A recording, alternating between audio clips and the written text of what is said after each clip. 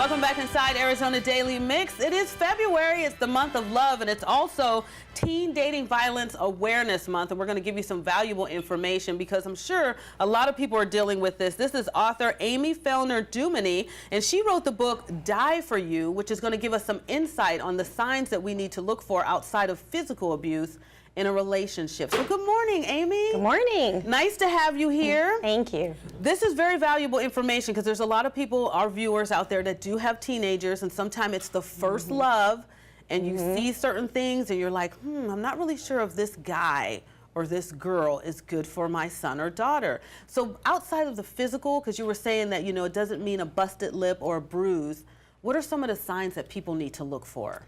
Yeah, I think a lot of times we assume that abuse is physical, but there's another kind of abuse, which is called emotional abuse, and it's much more widespread, much more common.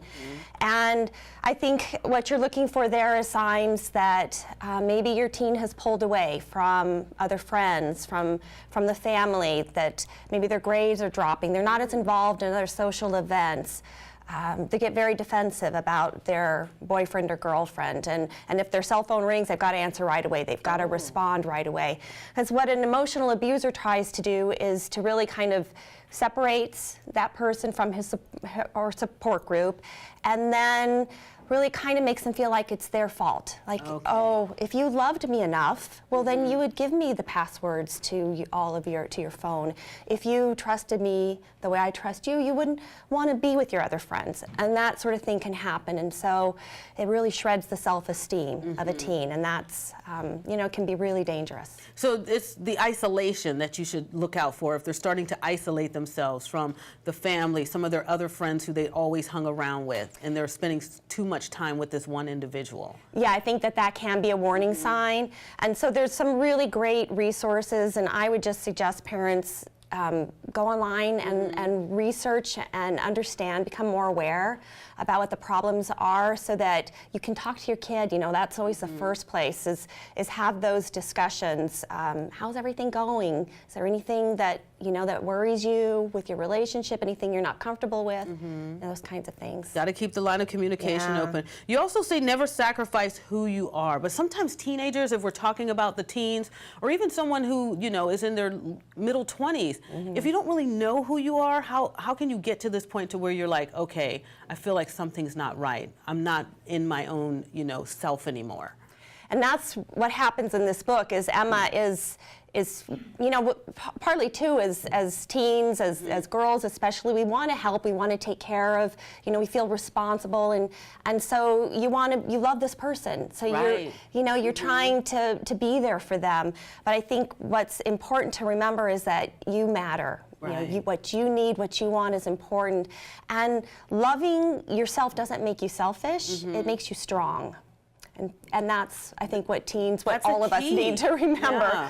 Yeah. Because a lot of times people don't love themselves because they don't really know who they are yet. You also say that you need to respect yourself and take care of yourself. So that level of respect has to start with you. And if you have friends who are telling you that they love you, we respect you, we care for you, and you're just not understanding that or picking up on that, then it could be a detriment, especially in the relationship.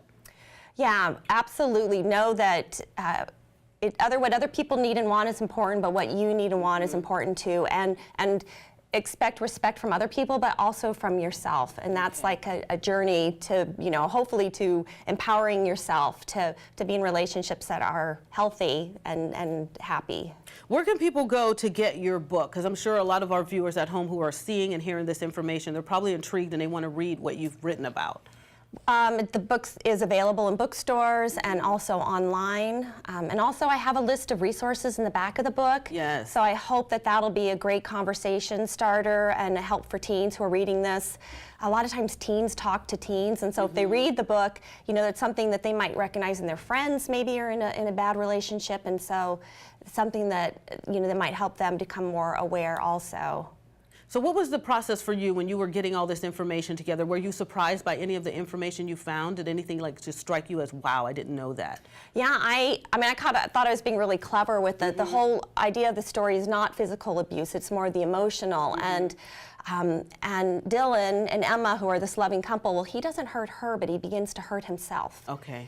And I thought, wow, I'm being really clever here. Yeah. But I found out that no, this happens a lot. And in fact, 1 in 3 teens have been or will be in an unhealthy relationship. And so that really startled me. So when I do a school visit and I look at a class of 30 kids, I mean, 10 of them are in an abusive of relationship. some sort, emotional, physical, digital.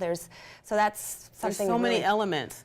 Amy, you were fantastic. Thank you for the information. We appreciate it. Again, the book is Die For You. If you need help or information, get this book. And like she said, there's resources in the back. Don't go anywhere. When we come back, we're going to have information from Monica on how to organize those photos.